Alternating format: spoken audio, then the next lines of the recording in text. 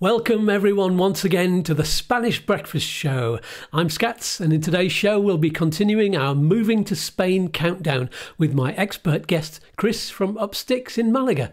Today is part 4, which is all about what to do and what to expect when you have only 1 week to go before you move.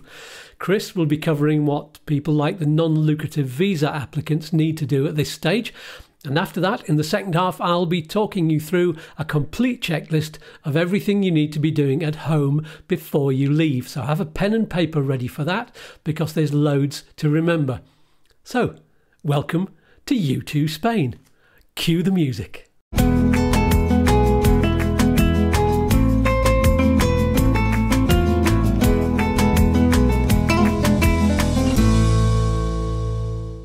Now, first of all, I must point out that while this show is going out live at the usual time, we had to record it in advance because if all has gone according to plan, Liz and I are actually on the ferry on the way to Spain right now. However, we are going to be available on the live chat as usual to answer your questions and say hello, as long as we can get the Wi-Fi to work on the ferry. And hopefully Chris will do the same too. So fingers crossed, you can still ask your questions live. But if you don't see our names in the chat, then put any questions in the comments below the video and we will answer from there later. One final thing before we begin. As usual, you can find a link below to where you can get yourself a hoodie or a t-shirt, a mug or a phone case. They're really good quality and they look really groovy. I love them. So without further ado, let's meet my guest for the day. It's Chris from Upsticks. Hola, Chris. Hello. Hola, how are we doing? Excellent. I was going to say good morning or good evening. We're recording this at a different time, so it's all very confusing, but good morning in terms of everybody who's watching. Buenos dias. So 2 weeks ago, we talked about what to do when you have 3 months to go, and that was all about setting all of the plans in motion to get everything moving. So now we're imagining we've got 1 week to go, but we've got this great big gap between then and now. So what would be best is if you give us the sort of the breakdown of what's happening to people who are applying for the non-lucrative visa in between the 3 months we were talking about and the 1 week to go where we are now. Yeah, brilliant. So with a non-lucrative visa, it's been an exciting time for people who are now 1 week away from their appointment. Actually, I'm cheating. I've got my list here today, which I forgot in the last video. And what would have been happening up to this point is that evidently you would have booked your appointment, so you know what date you've got your appointment for, and you're preparing all the documentation to the day of the presentation of your appointment. So what I was going to do is just run through the list of stuff you should have ready now and start panicking if you didn't, if that's a good idea. Perfect. So first of all, evidently you should have application forms. So there's 3 forms. There's your national visa form, is your X01, and your tax payment forms. So if you're doing it yourself, you should have those ready. Just double check them. I always think it's a good idea, if you are doing it yourself, to take blank copies. Can't copy mad, you know, so it can't be, if you fill some in but you're not too sure if you've got it right or not, then take blank copies with you, and then worst case scenario, you get there in a day, you can quickly scribble them in. If you've got somebody helping you, then they should have sent you those forms already. You should have them. Then you should have your copy of your passport done as well. So again, the law of falta uno. So recently we've had this thing where people have been taking a copy of every single page of their passport, and it's not been required for the appointment. So we keep on asking them to do it, because I'm damn sure the day that you don't do it, they'll ask for it. The reason being is that proves your entry, and when you enter the country, sometimes they check the stamps and stuff like that. So, you know, it's a good idea to take that full copy of your passport with you. So have that ready. Your passport photos, obviously, ready for your visa form as well, so they'll need to be stuck on. And by now you'll have, if it's a joint application or you have what we call beneficiaries, so spouses or children, you would have been during this time preparing the birth and marriage certificates, which means getting them legalized and also getting them translated by a registered translator as well. There is a published list of registered translators in Spain or in the UK that you can use on the consulate websites. So you should have those in your hand now if you're a week before, more or less. Okay? Another top tip for that is that if you, during this time, what we've been telling people, I think I mentioned it in the last video, is get duplicates if you can of birth and marriage certificates if you go into the consulates, because some of them, for some reason, have been keeping originals. During this time, you would have been getting your ACRO, so your criminal records check, and that would have been also legalised with the apostille and requires a translation along with your medical certificate as well. I think we said last time, the last video, that the medical certificate is one to check the doctor's signature. So if there's a doctor that's never done one before, it could take a bit longer. So, but you should have that by now already. And I'm going to pretend I'm not looking at my piece of paper to remind me. I heard actually that there's one insurance company who can do the medical certificate for you, which saves you getting one from the UK. That's okay. Yes. Oh, actually, in Spain, yeah. Well, we've had them in the UK with the medical certificate. There's a company in the UK which actually issue them in Spanish, private company. That you can get private companies to issue them pretty quickly, and in Spanish, which saves the translation. GPs can be slightly. I haven't heard of anybody doing it remotely in Spain though, but that might be. I know a lot of companies do it using Zoom now, so they'll just give you as long as that doctor's registered, that's fine. Yeah, it's interesting. Yeah. One of the other, well, obviously the big thing is now the healthcare. So the healthcare is something now you should have in place, and you should have your certificate when the healthcare starting, and it should be paid for. But obviously people leave it right until the last minute to commit because it's a big expense, and you want to make sure that the journey of the paperwork goes smoothly up to that point. You don't be spending thousands on healthcare if there's going to be any problems with the rest of the paperwork. So really at this point, a week before the appointment, you want to make sure that you've got that in place now, and there's no other problems as well. I think that's about it. Also, your proof of, you're going to get bank statements. You need them now. You would have checked if you're watching the last video that your bank will issue them stamped, and you can go now and get those. And if you're depending on any other financial means, proof of financial means that comes in English, evidently you're going to have that translated. It doesn't have to be legalized, but if it's, for example, a P60, proving your annual income from a pension, well, that would have had to have been translated as well. That's more or less the list, apart from, yes, if you're going to Manchester or Edinburgh, then a self-addressed envelope if you want them to send the passport with a visa back to you. Well, that's very handy to know. But do London not do that? No. London don't do a lot at the moment, to be honest with you. Yes. By the time this video is aired, let's hope that it goes live. Let's hope that we've got more notification of them issuing appointments, because we are currently pulling our hair out. Yeah, I see so many messages on the Facebook groups of people still asking the questions, what's happening? Nobody knows. No, nobody knows. But if the only Manchester, for example, they had a very brief spell in summer of around 5 weeks where they seemed to just go into not respond to emails or appointment requests. And suddenly, it's funny because I was talking to a client this morning. They actually sent me, I've got spotters from Facebook. So I see things on Facebook way after everybody else. And they send me messages when I say, have you seen this? And a client of mine said, oh, look, we've just seen somebody got an appointment at Manchester, and that was a couple of weeks ago. And I was like, oh, brilliant, excellent, great news. And that evening, funnily enough, about 6 o'clock, suddenly we had loads of appointments drop in. So yeah, hopefully that'll happen to London. Really, once you've got all your paperwork lined up, a couple of tips for preparing for your appointment would be, don't stick everything in individual plastic wallets. Keep it free with paper clips. Okay, separate it with paper clips. Don't stick it in plastic wallets. They seem to not like that. Okay. So everything in your order, in the right order, but not in separate. Don't have your healthcare in a separate wallet, your marriage certificate, whatever it is. Just keep it all in the correct order, but loose, because the appointments are only very short. And evidently, do a bit of research about where you're going, where you're going to park.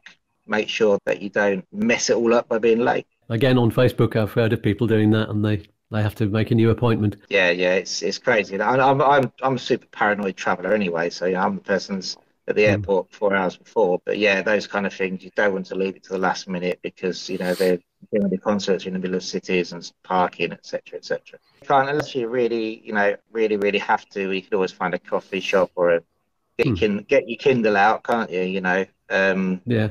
Walk the dog. And Yeah. walk the dog.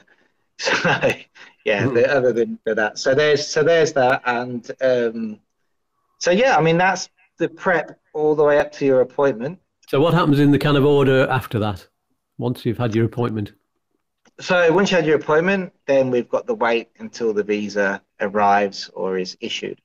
How long does that take? Um, well, they advise up to 90 days, but at the moment, the current experience is that they're taking around between 21, I'm saying hesitantly because we did have one come out in 3 weeks, to a month, really. Taking around, let's call it a month, really, to be Hmm. safe. So that sort of 90 day, that magic 90 days that you always talk about, Hmm. is their window where they have to respond, but they normally get them within a month. Yeah. So what happens after that?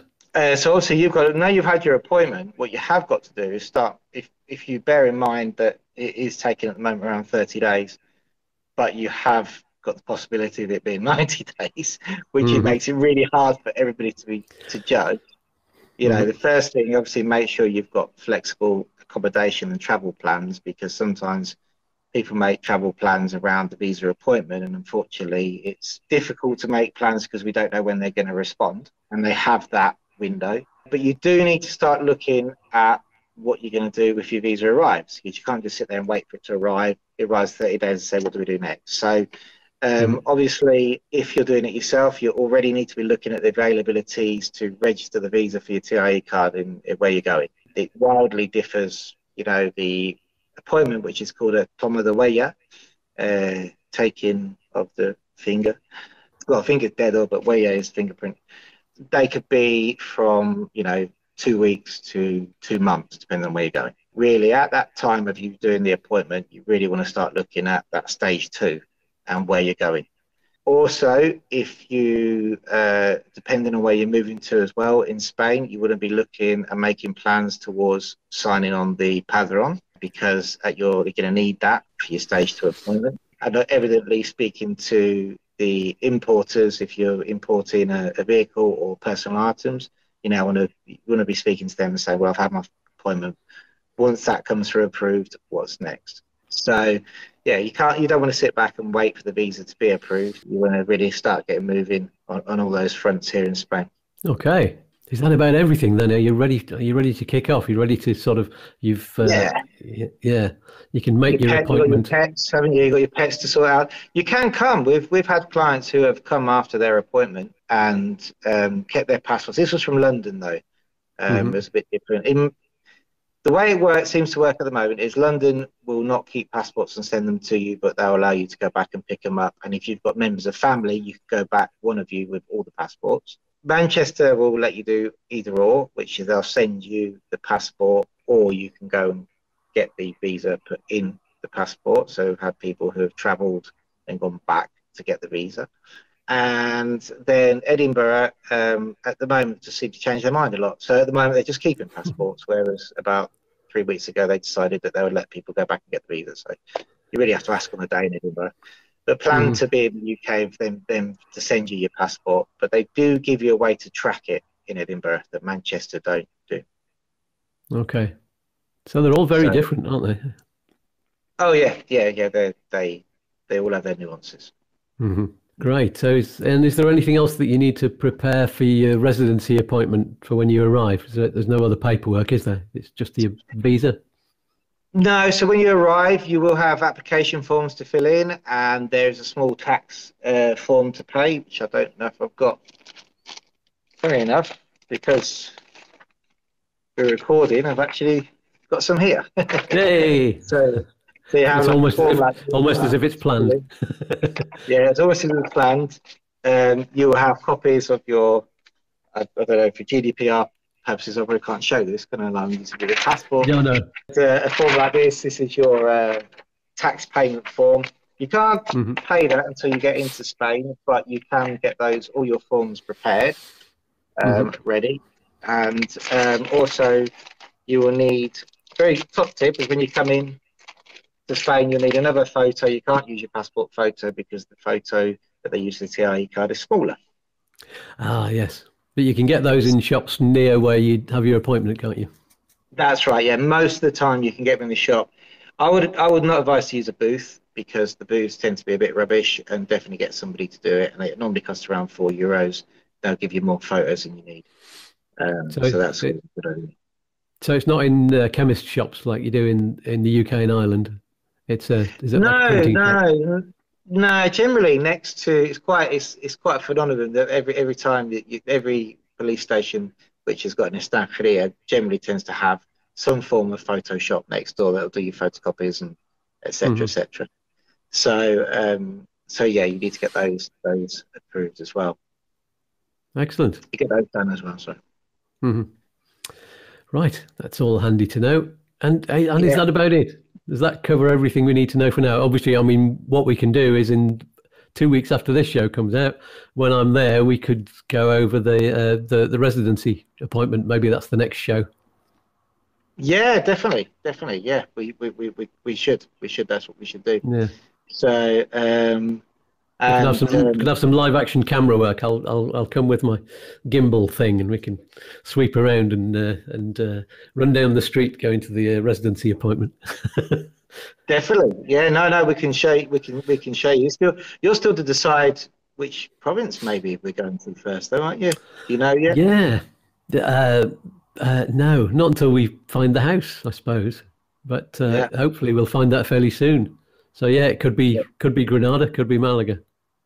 Yeah, that'd be good. Yeah, I don't mind a trip to Granada. Nice. Yeah, it's cool.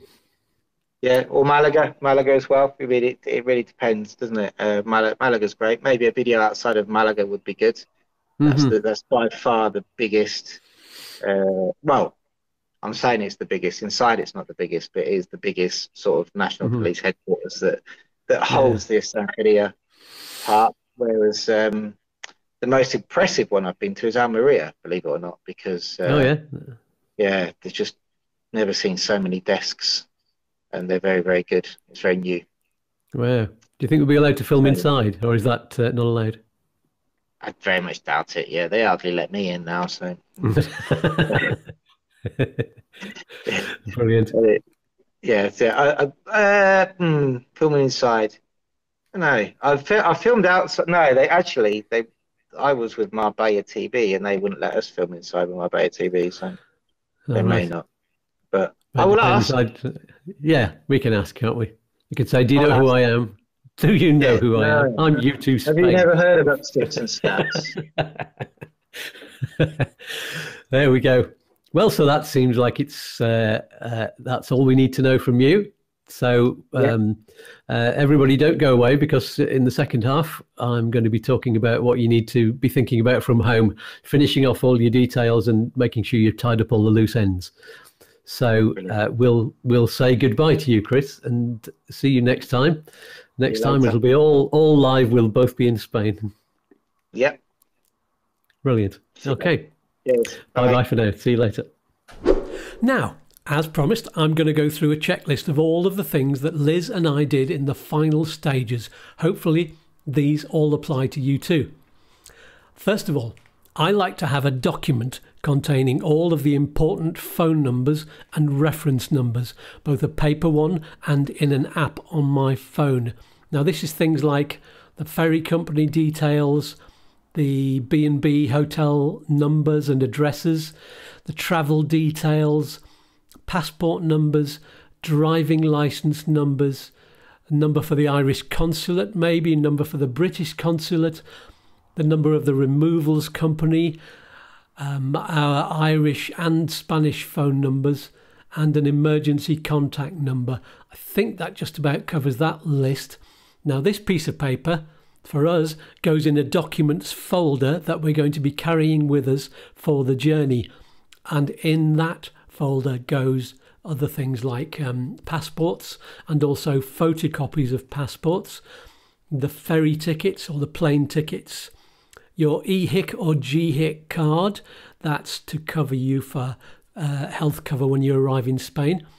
Holiday insurance, does that need to be done if you're an EU citizen or not? Is that to cover your journey? I don't know whether we need that, but if you do, keep a copy of that.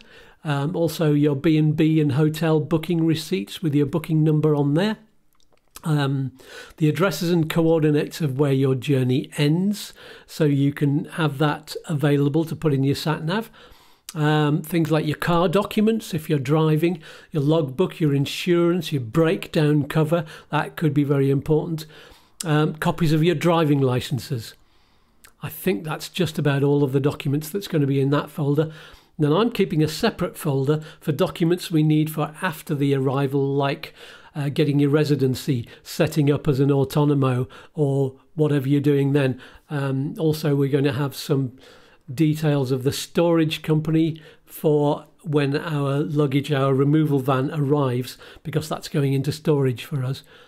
And there's also bank statements, tax returns, that kind of thing to sign up for the autonomo. It's all just evidence that I need for my Hestor to see. Other things to sort out, for example, might be a reference from your landlord if you're renting a property. You'll also need to get your deposit back. If you're selling your house, well, this should all have been done by now, and the money for that should be being held maybe by a currency company at a good rate that you organised months ago. So if you're watching this well in advance and planning what you're going to be doing at the final stages, then get that organised. You'll need also their number, the currency company's number, so that you can call them from abroad. They might not have a number that you can call from abroad, so try and find that out. So that's when you've set up your Spanish bank account and you can transfer the money. Next thing, the removal van. Now that's presumably all arrived and they've done the pickup. Make sure that's all working as it should. Keep in touch with them. Now, packing and cleaning. Well, if the removal's been done, you should have packed most of your stuff already. It's just the final suitcases and bits and bobs ready to pack for your journey. And your final load of towels and bedding and clothing washed and dried at the last minute. Then it's the final clean around for the last few days and do the last sweep around. Bear in mind that you might have already packed your Hoover and put it on the lorry to go and be removed. So bear that in mind. You might need to borrow a Hoover for the last Hoover around, the last sweep around. And one of the last things you need to do is turning off all of the heating and the water and the lights and, unplugging anything that you've left there. Presumably you're leaving an empty house, but if, like us, you were in a rental property that was furnished, there may be lamps and things like that still plugged in. So, yeah, do that for your landlord so that there's no electricity being used after you've gone. Then you need to take final readings of the electricity, close all of your accounts, call all of those companies to give the final readings. And then there's cancelling direct debits. You might not be able to cancel the direct debits of those companies who are going to create a final bill, like the electricity company, when you give their final reading, because they might want to take it out directly from your bank when they give you the final bill. Another thing you're going to need to have arranged is all of your last farewells to friends and family.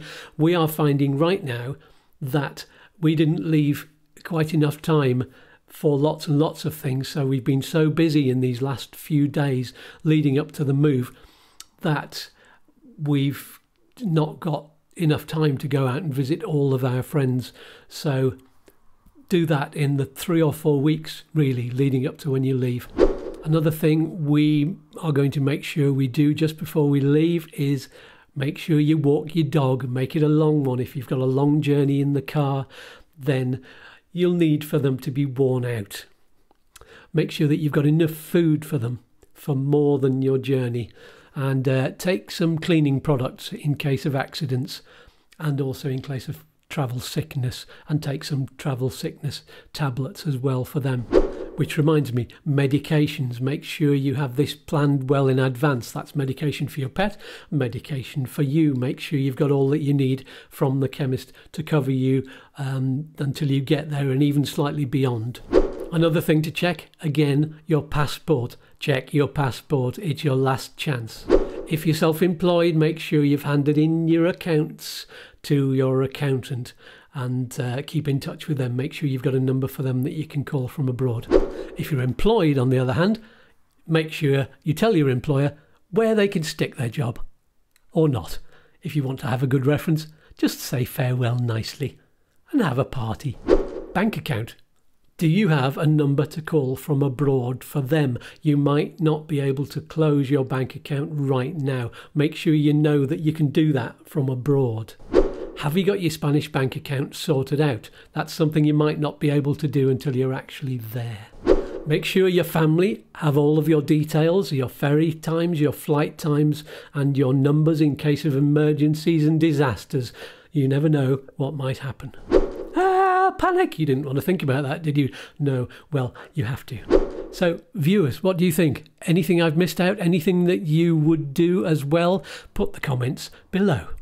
That's almost time up for this week. Anything else to say? Well, yes, if you've anything else to say, do say it in the comments. Tell us what you think. Tell us what you think of all of the videos. We need your opinions. No. There you have it. If you've gained some insight from this video, then do click on the like thumbs up underneath the video down there. Next week on the Spanish Breakfast Show, I'm going to be broadcasting live from Spain, yes! And I'm going to be talking to Rochelle David again from Ask Rochelle Andalucia and getting the latest news and updates about what's happening right now. All for you, everything you need to know.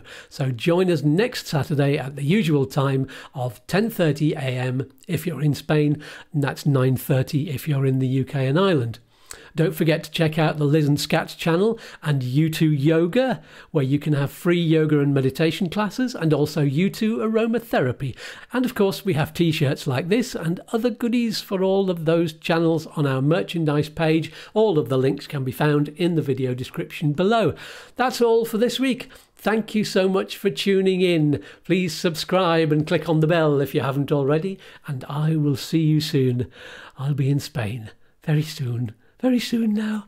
Peace and love. Goodbye for now. Cue the music.